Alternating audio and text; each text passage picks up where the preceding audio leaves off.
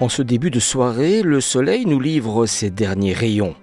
L'école est silencieuse. Seuls quelques bruits bizarres et quelques humains curieux occupent les lieux.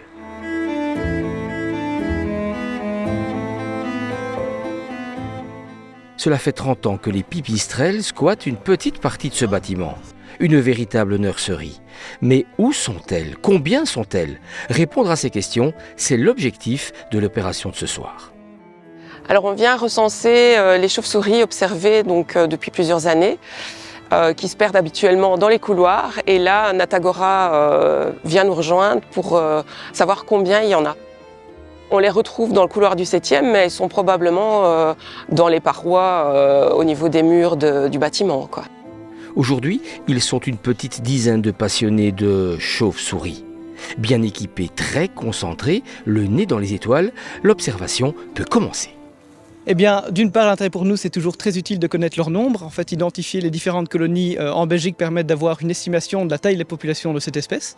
Et par ailleurs, pouvoir identifier un trou de sortie d'une colonie, ça permet également de savoir où elle est dans le bâtiment et par quelle sortie elle peut sortir et donc s'échapper en fait de la sous-toiture, par exemple. Et ainsi, en cas de travaux éventuels, par exemple, on pourra prévoir dans les travaux de ne pas impacter ou au minimum l'endroit par lequel elles sortent, où se trouve la colonie, la partie du bâtiment où elles sont. C'est une espèce super importante puisque elle peut manger énormément de moustiques la nuit. Elle ne fait qu'un petit par an, par exemple, donc c'est à préserver absolument.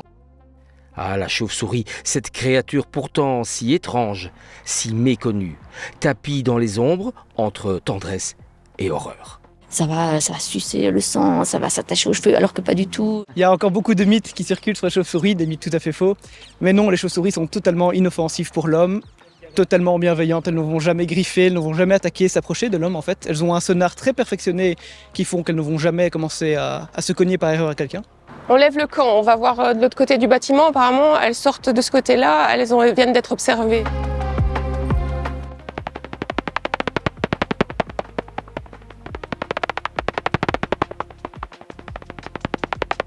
Seul mammifère volant qui a 36 000 méthodes d'accepter. Hop, elle vient juste de passer au-dessus de nous.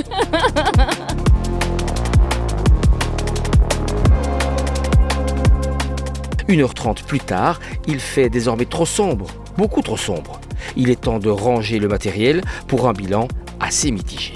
Bon, pour cette année, c'est un coup dans l'eau, comme on dit. On n'a pu observer que 3 ou 4 mâles et les femelles ont dû déménager de lieu suite aux fortes chaleurs. Donc, n'était pas propice pour eux cette année. On recommencera l'année prochaine.